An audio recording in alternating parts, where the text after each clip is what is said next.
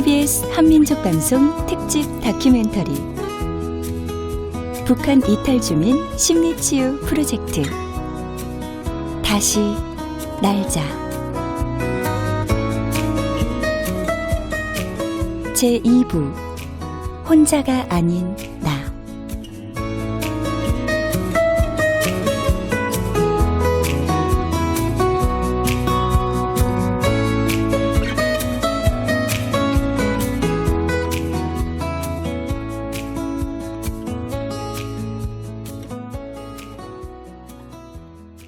어때 이거 카메라 이거 뭐 요것도- 조명 켜도 요것도 켜야 되겠어. 켜지? 켜야지. 그거 켜면 너무 밝은 거 아니야? 너무 밝아요? 요거 끌까요? 그럼? 너무 밝다. 너무 밝다. 너무 밝으니까 아. 우리가 여기에 조금 더 조명이 나온 것 같아. 네, 여러분 안녕하세요. 오늘도 너수연 TV 2만원 채팅창에 와주신 여러분들 진심으로 함흥에서 온 노수연 씨는 오늘 매주 이렇게 2번 먼저 유튜브 들어오신 방송을 우리 만들고 안강님, 있습니다. 안녕하세요. 우리 안강님. 함흥 미녀 반가, 가수 반가. 노수연 우리 최선아님 TV. 반갑습니다. 너수연 이모 사랑해요. 아프지 마세요. 아 감사합니다. 우리 폴라님이 아니 벌써 반가 안강민은 1등 최선아 이모 2등 와우 폴라도 3등이다. 근데요 펄라님이 쓰신 글이 더 재미나. 우리 지금 동시 시청자 지금 147명인데 지금 야 오늘 여- 200명 갑시다. 아니 인생 뭐 있어? 그러니까요. 아니 여기 구독자분이 지금 몇천 명 실시간 방송엔 200명에 가까운 사람들이 함께 채팅도 하고 노래를 청하기도 합니다. 노래도 부르면서 밝게 웃고 있지만 노수연 씨는 지금 투병 중입니다. 다시 돌아가라 하면 싫어요. 난 못 가요. 피다는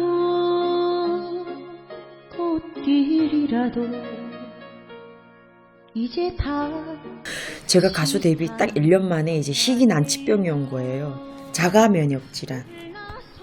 면역이 다 바닥이 난 거예요. 혼자서 이제 장거리 운전하고 밤낮으로 다니고 너무 열심히 하던 끝에 내 체력이 다 소모가 돼가지고 내 체력이 나를 면역이 공격을 하는 병이 온 거예요. 갑자기. 그래서 그날 저녁에 이제 세브란스 응급실에 딱 갔더니 루푸스라는 자가 면역 질환이 온 거예요.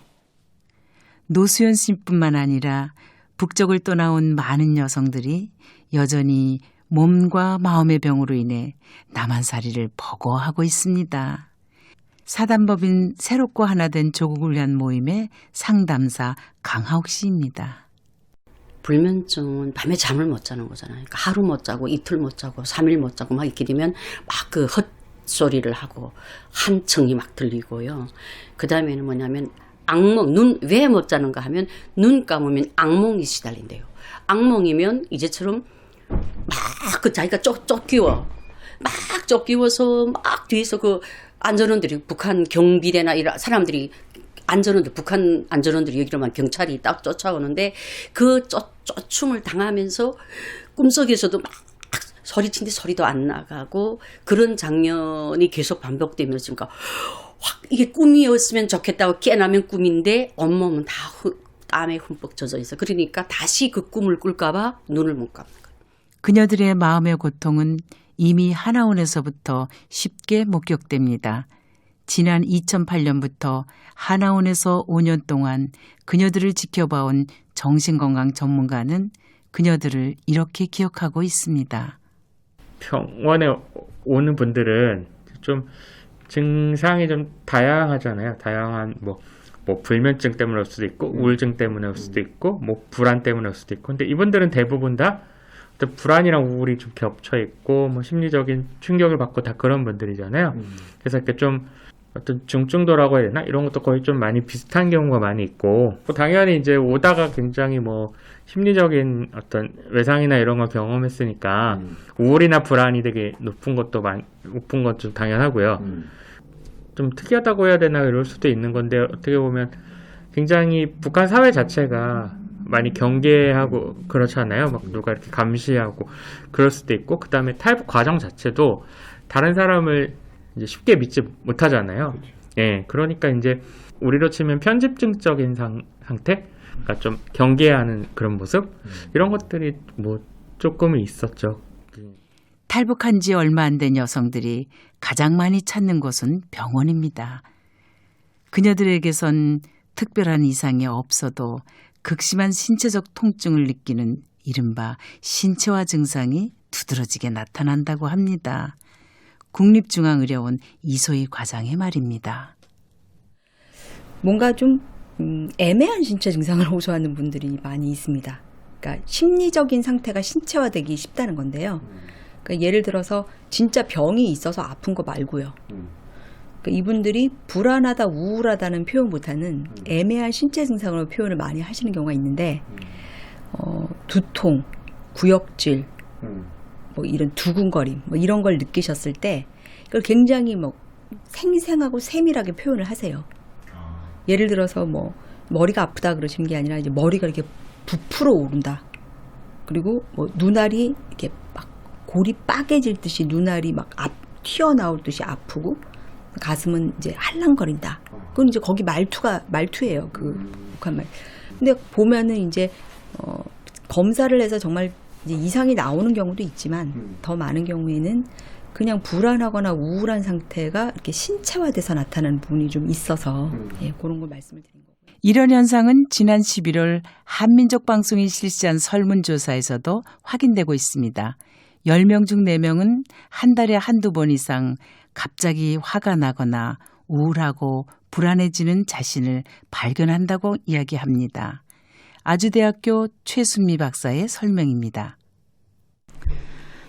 모든 것이 안정되어 있는 상태에서 만약에 뭐 원인을 알 수 없는 증상을 자신이 느낀다라고 하면 그것도 사실 불안한 거거든요.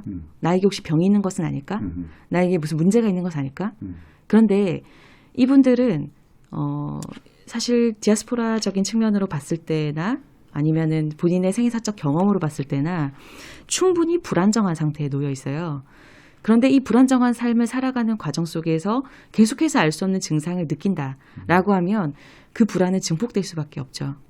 그래서 이 신체화 증상이 가지고 있는 그 가장 큰 그 문제점 중에 하나는 뭐냐면 본인이 불안정한 상태가 신체화 증상을 만들고 그 신체화 증상 때문에 다시 한번 불안감이 찾아오는 이제 더 큰 불안감이 찾아오는 그런 식으로 이제 진행이 되기도 해요.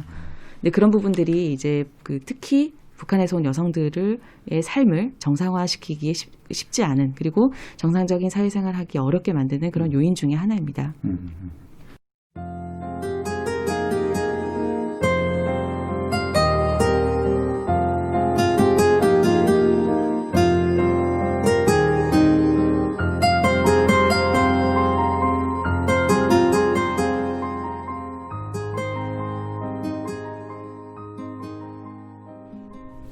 근데 어제 예약 날짜보다 일찍 왔어? 상담을 좀 받고 싶어서 제가 제 친언니가 중국에 계시거든요. 있지, 나 알지. 작년에 네. 지영이 아플 때 계속 통화를 했으니까. 네네네. 그런데 갑자기 이제 자궁암 진단을 받으신 거예요. 그래서 수술을 충남대학교 받았는데- 병원에 마련된 북한 이탈 주민 상담소. 이곳엔 대전을 비롯해 충청권에 거주하는 북한 이탈 주민이 병원에 들어서면 가장 먼저 문을 두드리는 곳입니다. 그런데 자세히 들어보니 어디가 아파서 온 것 같지는 않습니다.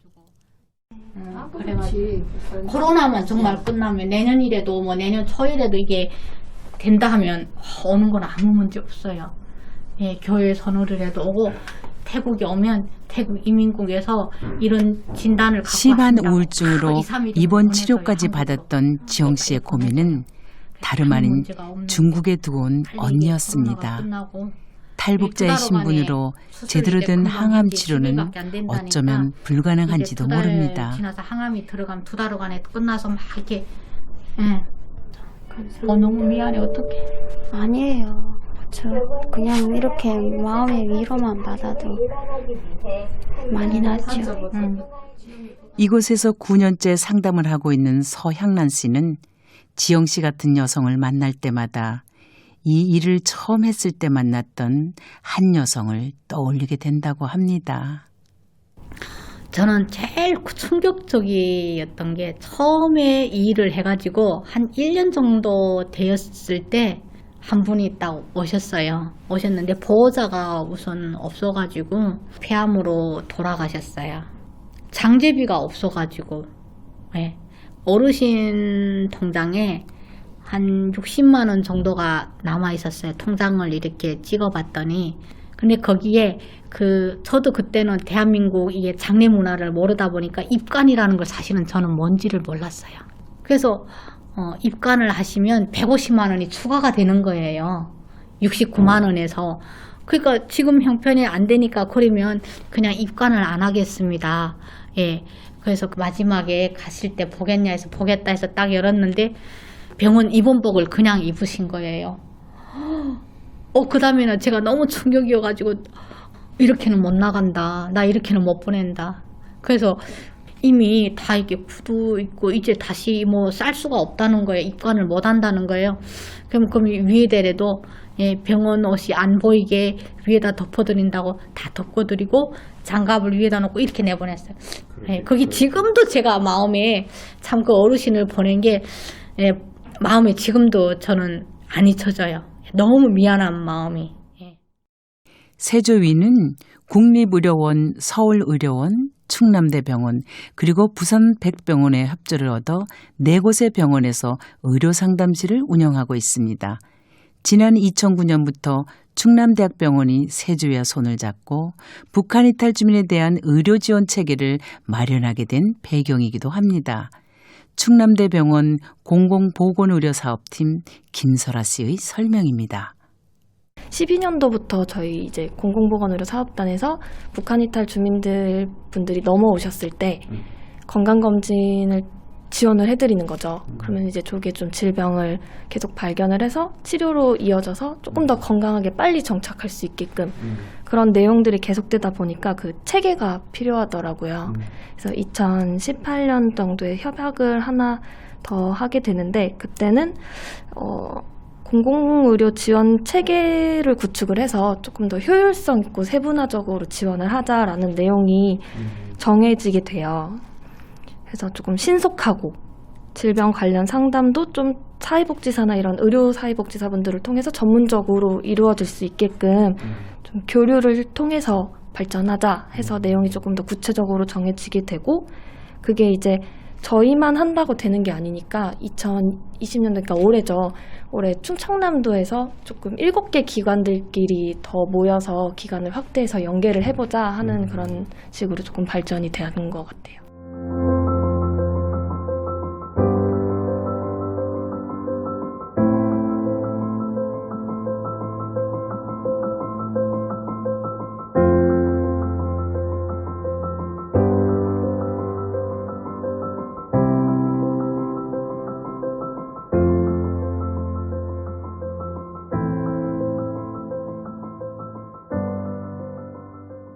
그녀들의 증상을 이해하려면 시계를 잠시 90년대로 되돌려야 합니다. 고난의 행군 이후 북한의 병원이 그 역할을 포기하게 되면서 그녀는 어이없이 죽어가는 가족을 지켜만 봐야 했습니다. 97년도에 우리 애가 5살이 때 그러니까 여기를 말하면 급성장염이어가지고 애가 이렇게 링게를 맞다가 병원에서 사망됐거든요. 근데 그 원인이 후에 알아보니까 북한은 이렇게 주사기 같은 것도 소독을 잘 안 하잖아요. 근데 우리는 그때 링게르 병이 없어가지고 맥주병을 소독했어요. 맥주병에다 다이어서 했댔어요.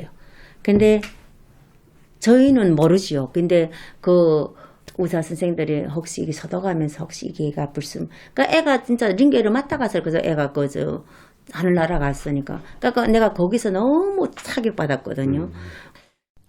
그녀들은 장마당에서 약이나 주사 치료제를 사서 스스로 병을 치료해야 했고 병원에 대한 불신을 키우게 됐습니다.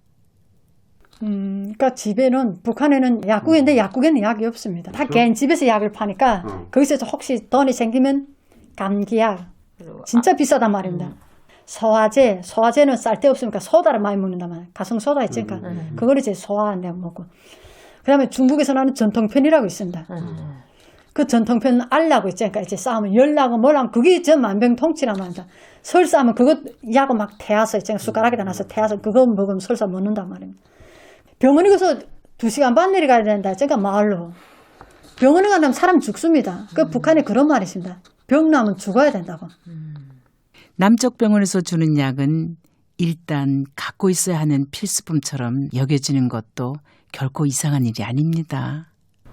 일단 아프니까 약을 드시는 거를 좋아하시는데 이제 북한이 이제 무상 의료 체제라고 하지만은 약 구하기가 어렵거든요. 장마당에 가야 약을 살 수 있고 하니까 일단 병원에 오시면은 약물 처방을 무조건 받는 걸 좋아하시는 부분이 있고요. 그러니까 안 먹을 자유도 있지만 필요할 때 없으면 안 되니까 일단은 약을 받아야 되는 거예요. 그냥 가급적 안 먹어야지 이렇게 일단은 받아가야겠다. 부족하면 안 되니까. 그래서 괜찮으면 안 먹고 아프면 먹고 또 어떨 때는 상태가 많이 안 좋은 것 같다. 그러면 2-3봉지 드시기도 하시고. 2017년 세계보건기구가 발표한 북한 결핵관리 합동보고서에 따르면 북한의 결핵 발생률은 남한보다 4배가량이나 높다고 합니다. 그런데 북한을 떠난 사람들을 상대로 한 결핵검사는 더 심각합니다. 국가결핵관리 프로그램을 진행했던 오수연 간호사의 설명입니다. 그래서 북한 이탈 주민들의 결핵 감염률은 검사에서 양성률이 81%로 매우 높은 감염률을 보여 정착 후 결핵 발생이 매우 심각한 수준일 것임을 예고를 하였고 특히 9세 이하 연령층에서도 25%로 매우 높은 양성률을 나타냈습니다. 참고로 남한의 경우 추정 감염률이 5% 미만임을 감안하면 매우 심각한 상태임을 알 수 있고요. 40세 이상에서는 90%에 달하여 연령이 증가할수록 높은 감염률을 나타냈습니다. 이는 국내 입국까지의 불건강, 특히 장기간의 스트레스로 인한 신체의 면역력이 약화된 것으로 분석이 됩니다. 더 나아가 남한 생활에 적응에 어려움 등으로 정착 후 2 내지 5년 안에 높은 결핵 발생 위험이 추정이 됩니다. 결핵이나 눈에 보이는 상처는 확인이 어렵지 않고 치료제도 충분합니다. 하지만 그녀들의 마음의 병은 쉽게 드러나지 않습니다. 왜 그런 걸까요? 대량 탈북이 발생하기 시작한 90년대 초부터 그녀들을 관찰해온 연세대학교 의과대학 정신건강의학과 전우택 교수는 이렇게 설명하고 있습니다. 그냥 우리가 보통은 탈북 여성분들이 갖고 있는 좀 더 장점과 좀 더 어려운 점들이 있죠. 사회적 측면에 있어서도 여성들은 자기가 기득권층이 아닌 입장에서의 사회에 생존하는 게 어렸을 때부터 훈련되어 있는 측면이 있거든요. 반대로 아무래도 북한에서도 많은 이제 그런 어려운 트라우마의 경험들이 좀 더 많았고 중국을 거치고 남한에 들어오는 과정에서 남성들과는 전혀 다른 약자적 입장에서 경험하고 당해야 됐던 일들이 확률적으로도 높아요. 그러니까는 좀 더 많은 트라우마를 경험했을 가능성이 남성들보다 많고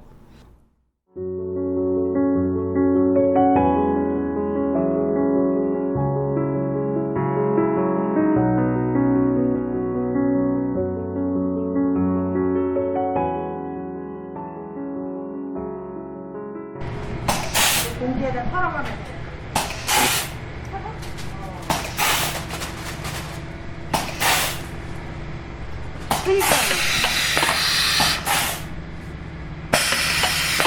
여기다 갖다 선풍기 틀어버리. 경기도 시흥에 있는 금옥시의 일터입니다. 냉장고나 전자제품에 들어가는 하네스라는 부품을 만드는 공장입니다. 오시겠습니까? 네.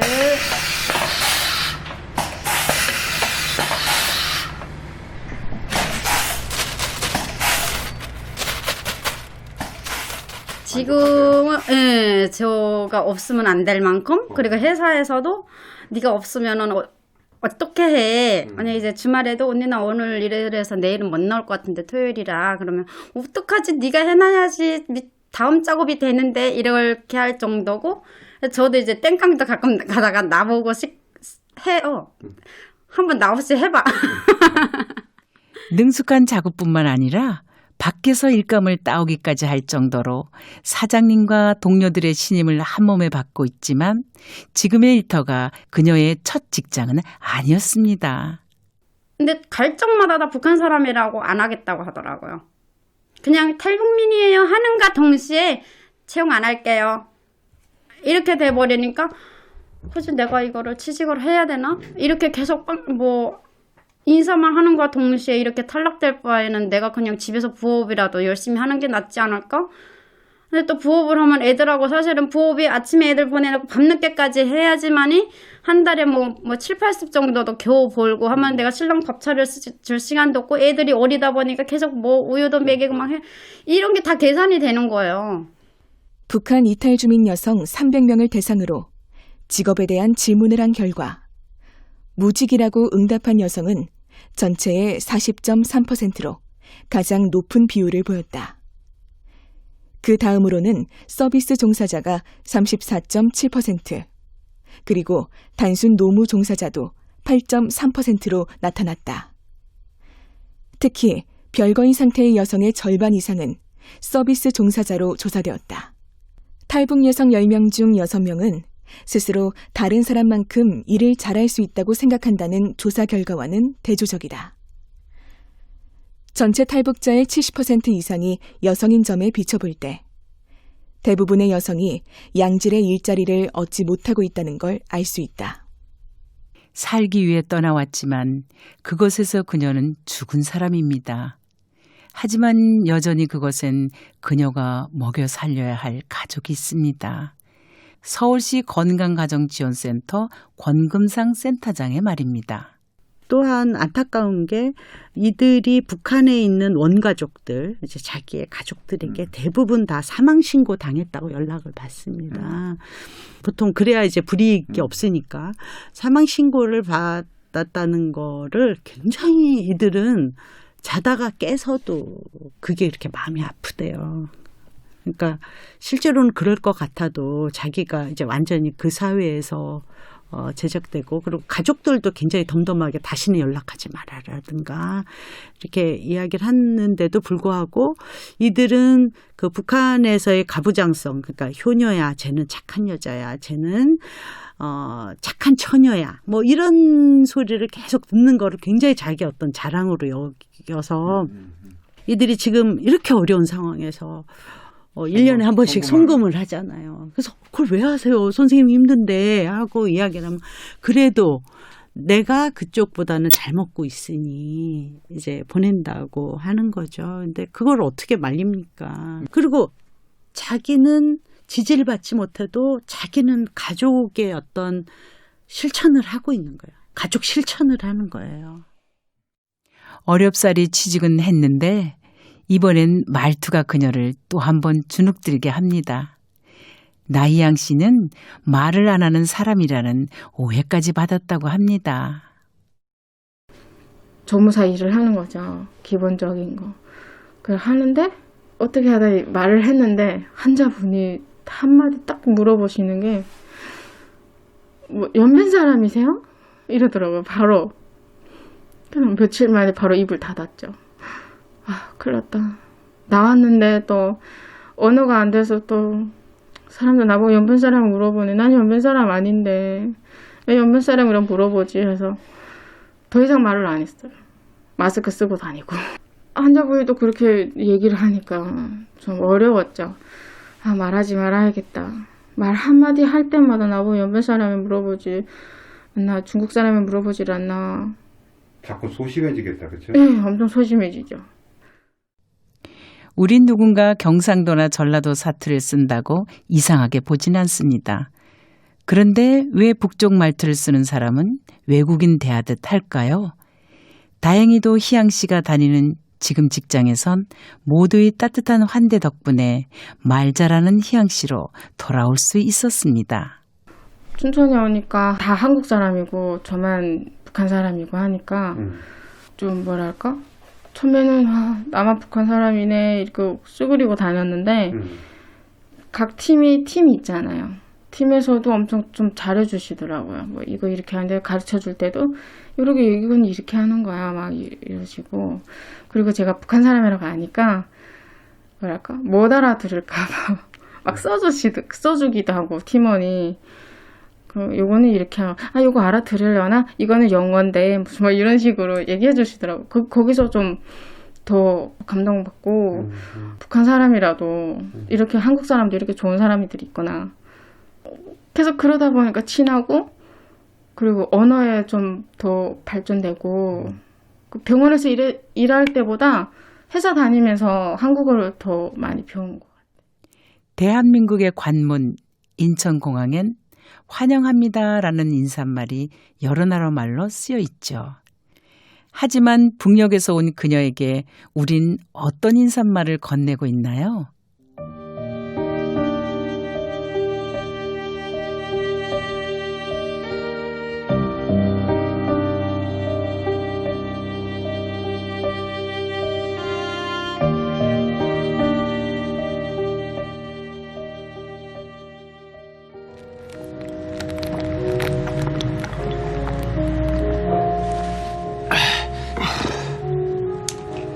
맥주 한 병 더 주죠.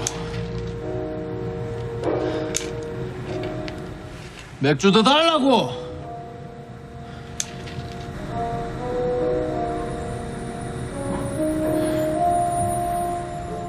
就为了这些，你抛弃了我们是吗？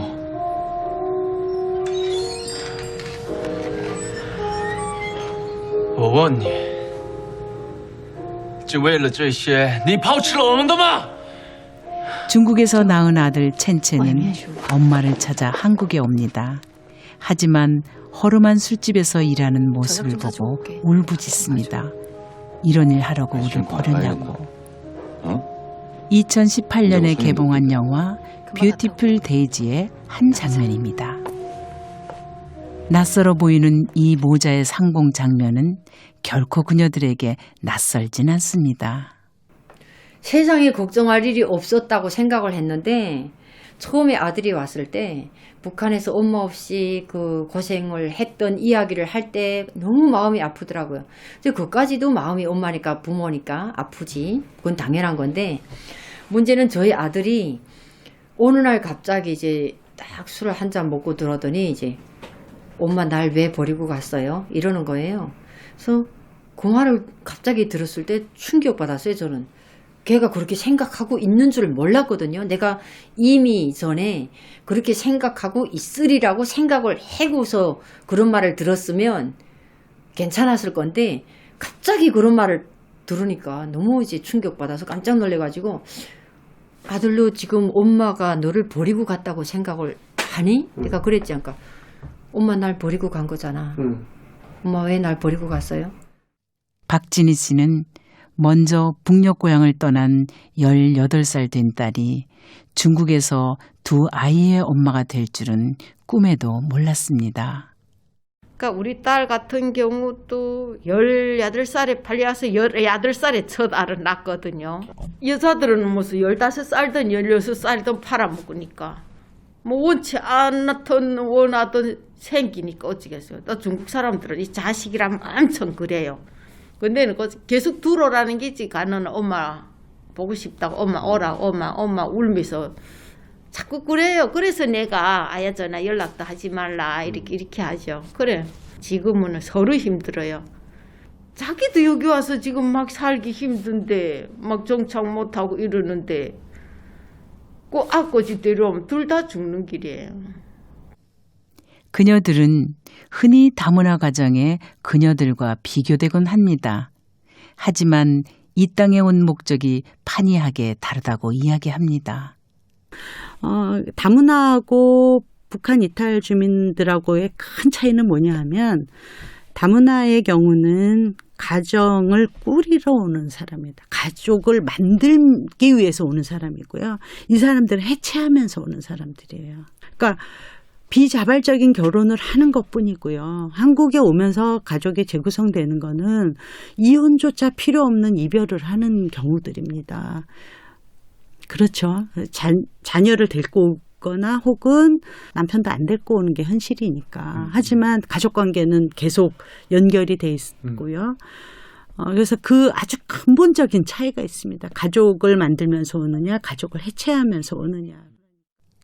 북에 두고 온 아이도, 중국에서 원치 않은 임신으로 갖게 된 아이도, 대한민국에서 낳은 아이도 모두 그녀의 아이입니다.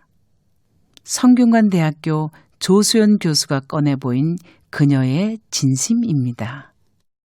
그러니까 많은 분들이 되게 죄인처럼 미안하다는 얘기를 많이 시작하시거든요. 그랬을 때 저랑 나중에 상담을 하시고 나서 하시는 말씀은 미안하다라는 말이 어떻게 전달이 되냐면 변경이 되냐면 내가 너무 사랑하는 사람이 또 있다.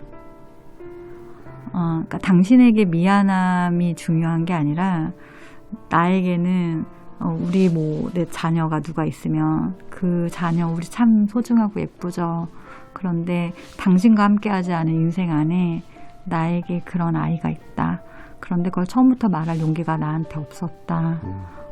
그래서 그 아이를 낳고 기르고 사랑한 것에 대한 거는 미안함이 아니지만 당신과 만나면서 내가 처음부터 용기 내지 못한 건 미안하다. 그러니까 미안함에 대한 정확한 구별을 같이 하는 것 같아요. 지난해 통일부 자료에 따르면 북한 이탈 주민의 75%가 20대에서 40대 사이의 여성이라고 합니다. 본인을 포함한 가구 원수는 평균 2.3명. 대부분 엄마와 자녀로 구성된 한부모 가정이란 뜻입니다. 지난해 8월 우리 모두의 마음을 아프게 했던 고 한성욱 씨와 아들 역시 한부모 가정이었습니다. 성공회대 민주주의 연구소 김화순 연구위원입니다. 그때 당시에 너무 많은 사람들이 빈곤사, 그리고 고독사, 그리고 어떤 사회적 타살, 그런 사람들이 정말 그 해에 알려진 것만 해도 그 10수 가구가 그렇게 죽었던 때였어요. 그러니까 이 한성을 봤을 때 굉장히 사람들이 슬퍼하면서 공감하면서 그랬던 정서들이 있었고, 우리가 여자로서 애가 장애아이고 일도 못하고 돈은 한 푼도 없고 통장이 영원히 됐을 때 그 통장을 들여다보면서 아픈 애랑 같이 한 집안에서 있었던 어떤 여자의 심정, 그것을 생각한다면은 남편은 없고 그 남편은 폭력을 하고 음주를 하던 사람이었고, 그랬을 때 그 여자의 심정을 저는 그 대한민국 여성들이 너무나 공감했을 거라고 생각을 하거든요. 늦었지만 지난 9월 국회에선 그녀들을 위한 법률 개정안이 발의됐습니다. 이 법안을 제안하게 된 이유는 정착 지원 중에서도 이 북한 이탈쯤에 70%에서 80%까지 여성들이 차지하고 있고, 갈수록 여성 비율이 늘어나고 있어서 80%가 넘는 상황에 있는데, 이 젠더적 측면의 지원은 전혀 결여되어 있다라는 점에 착안을 했습니다. 바로 한성욱 그 사건에서도 나타난 것과 같은 거죠. 그러니까 이 북한 이탈 주민 여성들 자체가 일단은 그 제3국, 주로 중국에서 원치 않는 결혼과 출산을 경험한 사람들이 대단히 많습니다. 그런 경우에는 이제 한부모 가족이 되어서 그 생활을 하게 되고, 또 이제 북한이나 중국에서 낳은 아이들을 데려오면서 한부모 아닌 한부모가 될 수밖에 없는 처지인 거죠. 근데 문제는 이 한부모 가정의 그 현황에 대한 실태 파악이라든가 이런 지원 계획이 전혀 이때까지 한 번도 세워지지 않았다는 것입니다. 삶의 현장에서 그녀들의 옆을 지키고 있는 하나센터 역시 그녀들의 목소리에 좀 더 귀를 기울여야 할 때입니다. 소태용 경기 남부 하나센터장의 말입니다. 그게 기본적으로 아이들 한부모 가정이 많으니까 그런 것들은 한부모 가정을 어떻게 지원할 건지, 지금 정책적으로는 예, 삼국에서 태어난, 중국에서 태어난 아이들도 다 이제는 지금은 다 혜택을 주거든요. 전에는 북한에서 태어난 애들만 줬는데 지금 삼국에서 태어난 아이들까지 다 혜택이 돌아가니까, 그다음에 그 경기도에서도 또 그런 아이들을 언어 교육시키고 북한 이탈 주민들도 언어 발음 교육시키고 하는 것들이 좀 지자체별로도 또 다양하게 또 있어요. 사업들이, 지원 사업이. 그래서 이제 제가 볼 때는 여성을 위한 거라고 하면 일자리 정책이나 아니면 아이들 문제 이런 것들이 기본에 있어야 되는 거 아니냐, 이런 생각이 좀 가지고 있죠. 뭐 더 잘하시고 못하시는 것도 없고 맞고 틀린 것도 없어요. 여러분들이 하시는 모든 이야기는 다 맞고요. 저희는 이 이야기를 서로 잘 경청하고 공감하고, 그리고 지난달 20일 강원도 양양에 남과 북의 그녀들이 모였습니다. 1박 2일 일정으로 진행되는 남북 생애나눔 대화에 참석한 그녀들의 대화, 좀 더 엿들어 볼까요? 제가 정말 있잖아요. 어디 가서 제 속마음을 털어놓을 수도 없었고요.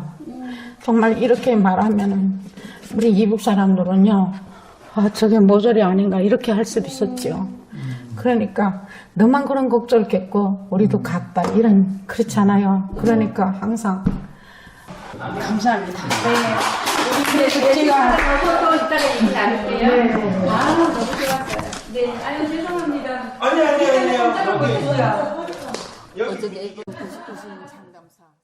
심리치유 프로젝트라는 거창한 이름으로 시작했지만 치유라는 말은 가당치 않습니다. 다만 그녀의 상처를 조금 들여다봤을 뿐입니다. 북한 이탈 주민들이 뭐 성격이 좀 세다, 자존심이 강하다, 왜 적응을 못하냐, 예, 이런 얘기를 좀 들어요. 근데 북한에서 탈북을 해가지고 중국에 와가지고 그 자존심이, 예, 하나로 아마 그분들이 그 길을 버텼지 않았을까 싶어요. 이걸 다 이겨내고 여기 대한민국에 왔으니까 그분들이 상처가 아물 때까지 좀 더 이해하시고, 그리고 좀 더 북한 이탈 주민을, 예, 기다리면서리, 예, 사랑으로 보듬는다면 아마 대한민국에 잘 적응한다고 저는 봅니다. 임진강 맑은 물은 흘러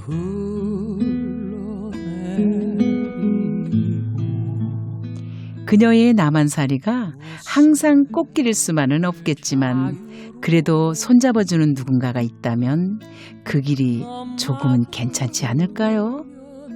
진짜 내가 인생의 마지막 죽을 때까지 여기서 여생을 마칠 수 있는 제2의 고향? 진짜 내가 그때 너무 안정감이라고 해야 될까요? 그때는 진짜 막 한호를 터뜨렸어요. 진짜 이제는 살았다. 임진강 흐르마 원한 싣고